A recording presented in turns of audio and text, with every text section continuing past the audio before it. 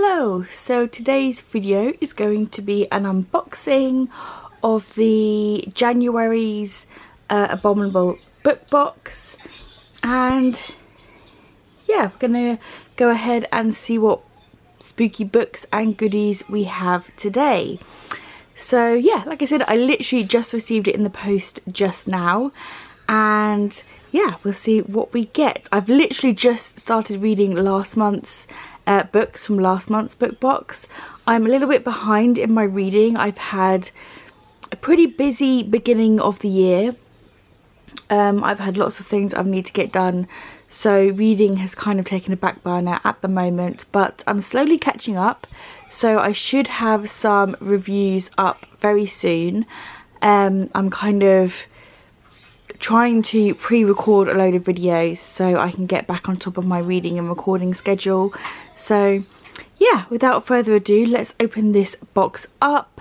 It is a horror box, horror book box, so you get some horror books, and I get the full guts box, so I get extra goodies. You can just get the bare bones box, which means you just get the books and nothing else, but I like to get the extras, so you get drinks, snacks and a couple of extra goodies. So yeah, let's open this up and see what we got in the January box. So I've already cut the sticker. Oh, I did cut the sticker. I had opened it. It seems to have resealed itself. Let's pull it up again. There we go. So yeah, it says full guts there, and then this is what it looks like on the inside. Okay, so we can see the drinks here. This is the second-hand book that everybody gets. Everybody gets a different second-hand book in the box, and then you get 2 books normally which are the same for everyone. So let's see what the snacks are first. It looks like we've got some Borders biscuits. We've had this brand before. I have eaten this brand before and I really like their biscuits. That's just my son in the background. So we get 2 shortbread rings. Rich buttery shortbread. I know I like these. Like I said, I've had these before. We then have some Viennese whirls, which are very nice. And then we have some golden oat crumbles. Oh, this is probably going to be my favourite because I like oaty biscuits. I like hobnobs and stuff. So yeah, that is 1, 2, 3, 4, 5, like 6 biscuits, because you get 2 in each pack.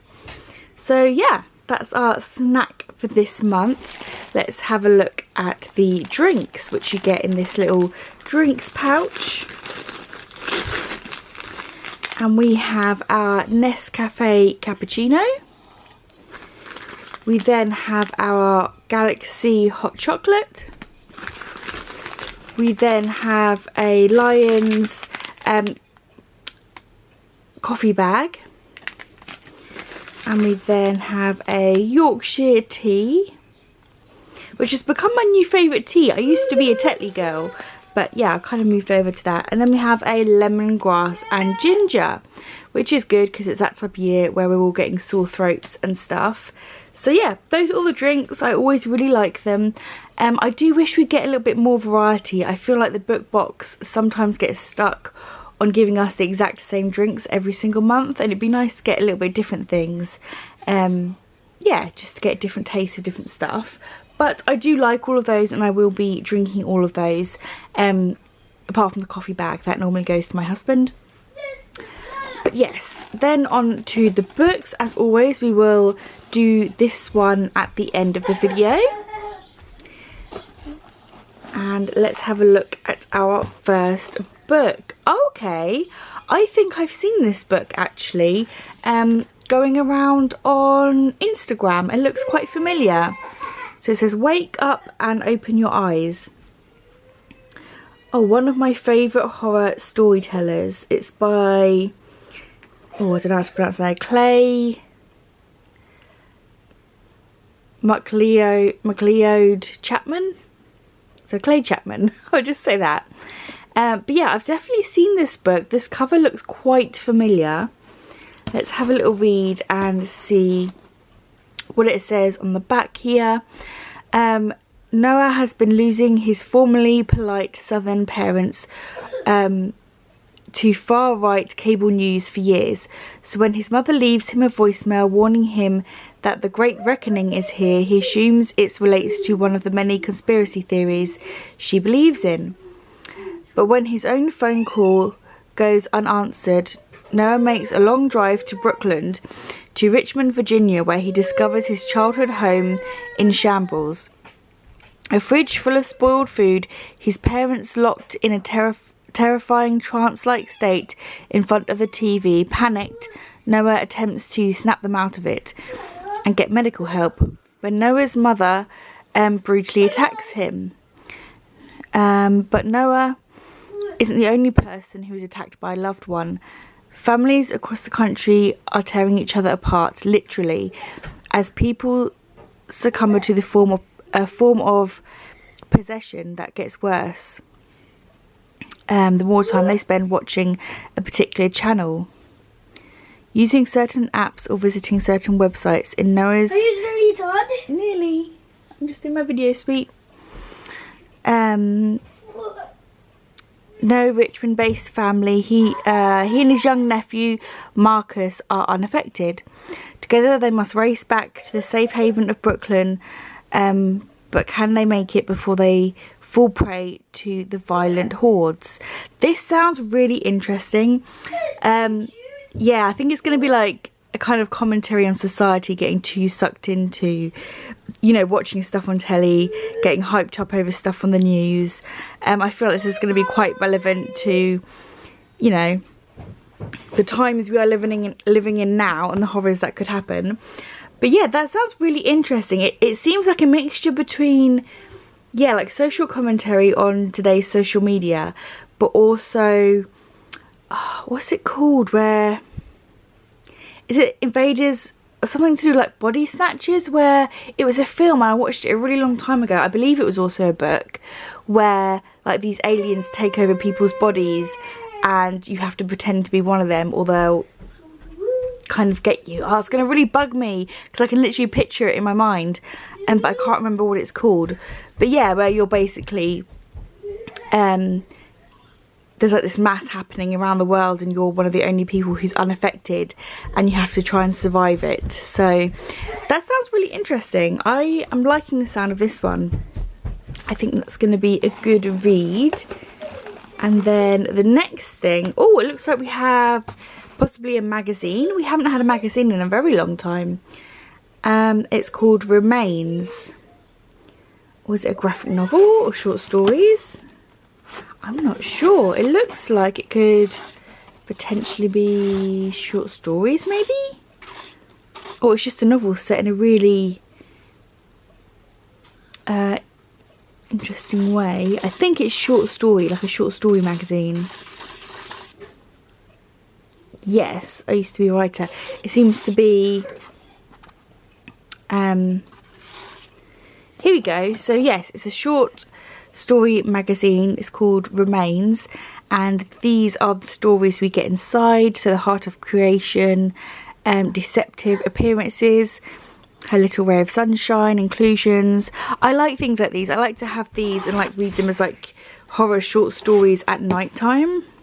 So this is issue 1, so it's a new magazine. So yeah, that looks interesting. I'm intrigued by this. I like short horror stories, like I said, to read at night time if I'm not feeling a full novel, just to read a little story. We then have some bookmarks. So this is the first one, the Royal Blood Bank. I'm not sure what this is referring to. And then, oops, on the other side, Give Blood, Blood Storage. So it's like a vampire bookmark. It must be referring to a film or a novel, but I'm unfamiliar with that one. But that's an interesting one. We then have, oh, a bookmark which goes with the book. The Great Reawakening is coming. Apologies, you can probably hear my son playing in the background. It is Saturday. We then have the Abominable bookmark, which includes the QR code with the homepage and the spoiler card and the short story on the back. We then have, oh, a little signed Is it a sticker? I'm assuming it's a sticker or a little book plate for Wake Up and Open Your Eyes. I'll be sticking this inside the novel itself. We then have, oh, what's this? We've been getting a lot of art prints and stuff recently, which I really like. I like art prints. And yeah, it seems to be a werewolf one. A supernatural affliction in which humans are said to physically transform into wolves. So yeah, a little werewolf on a moon. Very nice. We then have something here, if I can pick it up. This is going to be like a little note. They often do little notes which go with the books that we get. So yes, this is Clay Chapman again. A little note on his book. They often do little like introductions to the books and that kind of thing. So yes, I'll be reading this along with the review when I do the book review. And I think that's everything. So the only thing left is to open up our second-hand book. So let's open that up and have a look. Again, apologies for my son. He likes to record himself and then play it back. And he's a very, very noisy boy. Right, let me cut this open. I always find it tricky to do one-handed, so I don't want to accidentally cut the book. So what do we have here? Oh, no way! Okay, so I've actually read this book before. This is the House on Cold Hill by Peter James, and I was actually thinking about this book a little while ago. Evil isn't born, it's built. And this is a book I read a long time ago, pretty much when it first came out. And I think I enjoyed it. I'm pretty sure I have a review on my channel. And I lent it to my dad, or I gave it to my dad to read, and he also enjoyed it. But I don't have the copy anymore. I think it's still with my dad. I'm pretty sure I gave it to him. But it's about a family who moves from the heart of Brighton and Hove to the Sussex countryside. And yeah, they move into this house that's a little bit creepy, and it's just a couple and their daughter. And it's a big, Georgian mansion. Ollie is filled with excitement despite the financial strain of the move. He is dreaming of living in the country since he was a child. And he sees Cold Hill House as a paradise for his animal-loving daughter, a perfect base for his web-based business, and a terrific long-term investment. Within days of moving in, it becomes apparent that he and the Harcourt family aren't the only residents in the house. So yeah, this was a good story. I actually would like to reread this book, so I am actually quite pleased that I got this book, even though I've already read it.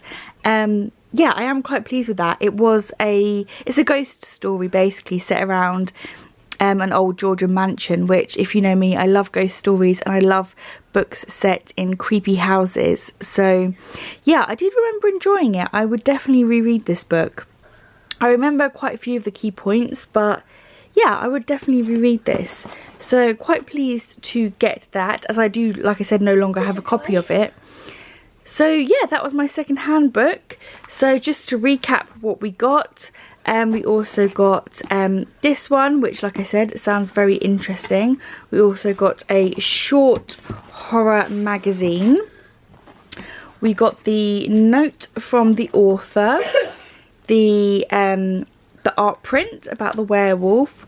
We got several bookmarks and flyers and a signed book plate from that author. We got the teas, coffees and hot chocolate as our drinks, and we got some lovely Borders biscuits as our snack this month. So that's everything that we got in this month's book box. Let me know your thoughts down below. Have you heard of any of these books? Do you think they sound interesting? What book would you like to hear from first? Because like I said, I probably will reread this one as well, but I am very, very interested in this book. I think it sounds very good. So that might be my next one that I read. So yeah, let me know your thoughts down below. I'm very pleased with everything we got in this month's book box. As always, thank you for watching, and until next time, bye guys.